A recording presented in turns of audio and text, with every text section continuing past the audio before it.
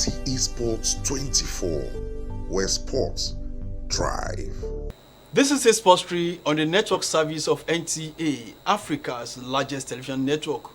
Warm welcome to our conversation segment. Now I have with me the Director of Sports, the Student Union Government of Federal College of Fisheries in Lagos. Kachi, you are welcome to Sports. Thank you very much, sir. Thank you. Bye. Straight to the business of the day. Okay. What exactly do we mean by grassroots sports development? Where are we in Nigeria? When you talk about grassroots sports development in Nigeria, you talk about the discovery, that is identifying, nurturing, and developing grassroots sports at a lower level. And then for a country like Nigeria that is a sporting nation, we are doing great, but I don't think we are there yet. Okay, as a means of flashback, does grassroots sports development have any relationship with school sports, academicals, and things like that? Oh yes. Grassroots. That's the major connection. Because when you talk about grassroots, you talk about grooming them from the start, grooming them from an early stage, and this would take us back to the schools, especially when it comes to secondary school. I discovered that most of our schools here in Nigeria, they lack the basic foundation when it comes to sports, because if you don't, they say catch them young. If you don't catch them when they are growing up, it's why we perform poorly in international games is because people overseas, they train their athletes right from the school scratch. All right, as it is now, what are your suggestions, possible solutions to some of these challenges?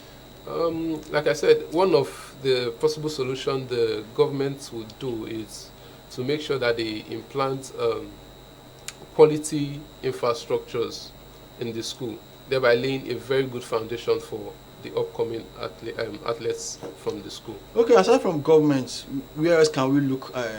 Of course, the private sector also have a role to play in this. For example, there is a competition that we just concluded, all tertiary institution in Lagos. It was called the Uniteco Cup, which means uniting colleges, universities, and polytechnics in Lagos. It was organized by private sector. So we're looking forward to see more of those kind of developments. One of our resource person in one of the reports played earlier, they are pleading for more opportunities for grassroots players to enter the National League, the MPFL, and some other leagues in Nigeria.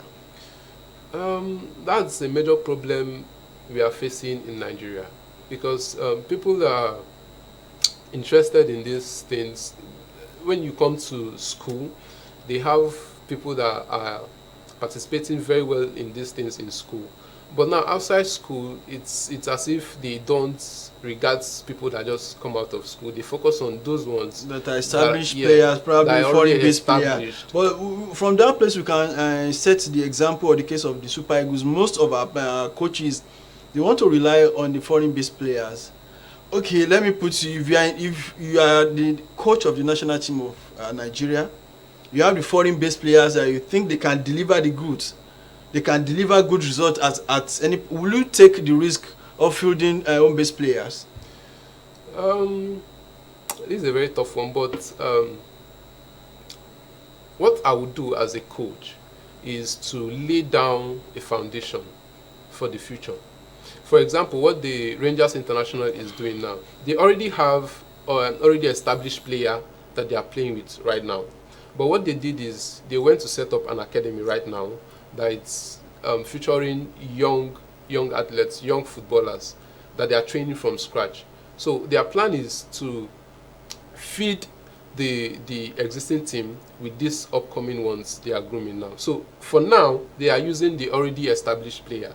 But in the future, they hope to use the ones they groom from the scratch. And they pick these ones from secondary school as well. Okay, what a fantastic submission. So what would be your general advice generally when we're talking about grassroots sports development in Nigeria? My general advice is the government should find a way to set a foundation for our athletes. They should find a way to build an appropriate infrastructure, and then also provide more quality coaches and fund these people very well. Once there is funding, all these things will be available. Because when you talk about infrastructure, if the infrastructure is there, not just the football field and basketball, there should also be tracks.